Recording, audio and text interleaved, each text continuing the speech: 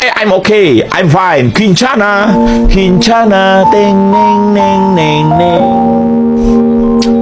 Ku menahan rasa sakit, rasa sakit. Few moments later. Assalamualaikum warahmatullahi wabarakatuh. Perkenalkan, saya Seni Alaida Azhari, NPM 22130210253. Di sini saya akan menjelaskan satu bab dari mata kuliah MSDM, yaitu K3, Keamanan, Kesehatan, dan Keselamatan Kerja.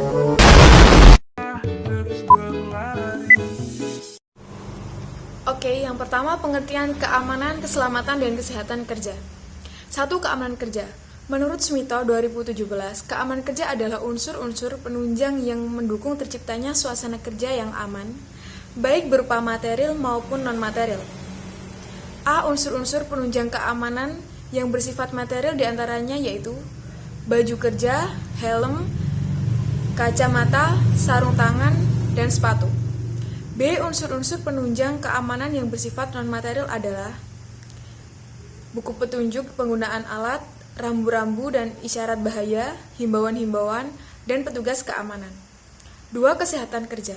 Kesehatan kerja adalah suatu kondisi kesehatan yang bertujuan agar masyarakat pekerjaan memperoleh derajat kesehatan setinggi-tingginya, baik jasmani, rohani, maupun sosial dengan usaha pencegahan dan pengobatan terhadap penyakit. Dan yang ketiga, keselamatan kerja.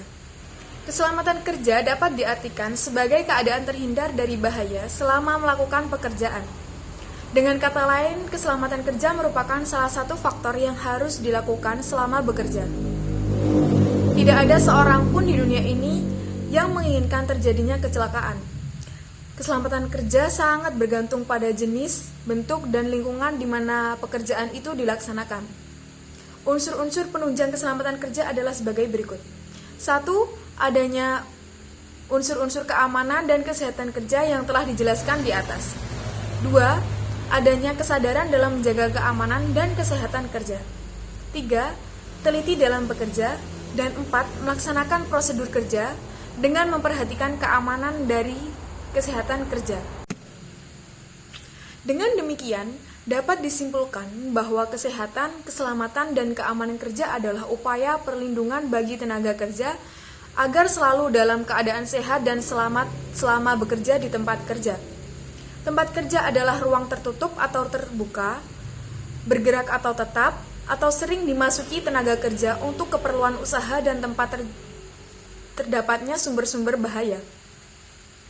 Kecelakaan kerja dapat dibedakan menjadi kecelakaan yang disebabkan oleh 1 mesin, 2 alat angkut, 3 peralatan kerja yang lain, 4 bahan kimia, dan 5 lingkungan kerja. Selanjutnya, tujuan keselamatan dan kesehatan kerja. 1. Mencegah kerugian fisik dan finansial bagi pihak karyawan dan perusahaan. 2. Mencegah terjadinya gangguan terhadap produktivitas perusahaan. 3. Menghemat biaya premi asuransi. Dan yang nomor 4, menghindari tuntutan hukum dan sebagai tanggung jawab sosial perusahaan kepada karyawan. Lanjut, penyebab kecelakaan kerja. Kecelakaan kerja disebabkan oleh banyak faktor, yaitu unsafe action, unsafe condition, dan hal-hal yang di luar kemampuan kontrol manusia. Hal ini menggambarkan bahwa faktor manusia adalah faktor penyebab kecelakaan paling besar, antara lain karakteristik usia, jenis kelamin, tingkat pendidikan, pengalaman kerja, kondisi psikologis, maupun interaksi tenaga kerja dengan lingkungan kerja. Faktor-faktor penyebab kecelakaan kerja yaitu 1. Faktor teknis. Faktor teknis contohnya A. Tempat kerja, B. Kondisi peralatan, C. Bahan-bahan dan peralatan yang bergerak, D. Transportasi, E. Tools atau alat. Dan yang nomor 2, faktor non-teknis contohnya A. Ketidaktahuan, B. Kemampuan yang kurang, C. Keterampilan yang kurang, D. Bermain-main, E. Bekerja tanpa peralatan keselamatan. Lanjut nomor 3, faktor alam. Contohnya A. Gempa bumi, B. Banjir, dan C. Tornado atau puting beliung. Masalah kesehatan karyawan. Beberapa kasus yang menjadi masalah kesehatan bagi para karyawan adalah A. Kecanduan alkohol dan penyalahgunaan obat-obatan. Akibat dari beban kerja yang terlalu berat, para karyawan terkadang menggunakan bantuan dari obat-obatan dan meminum alkohol untuk menghilangkan stres yang mereka rasakan. Untuk mencegah hal ini, perusahaan dapat melakukan pemeriksaan rutin kepada karyawan tanpa pemberitahuan sebelumnya dan perusahaan tidak memberi kompromi dengan hal-hal yang merusak dan penurunan kinerja. Misalnya absen, tidak rapi, kurang koordinasi, dan psikomotor berkurang. B. Stres. Stres adalah suatu reaksi ganjil dari tubuh terhadap tekanan yang diberikan kepada tubuh tersebut. Banyak sekali yang menjadi penyebab stres, namun beberapa di antaranya adalah faktor organisasional, seperti budaya perusahaan, pekerjaan itu sendiri, dan kondisi kerja. Lanjut, organisasional seperti masalah keluarga dan masalah finansial.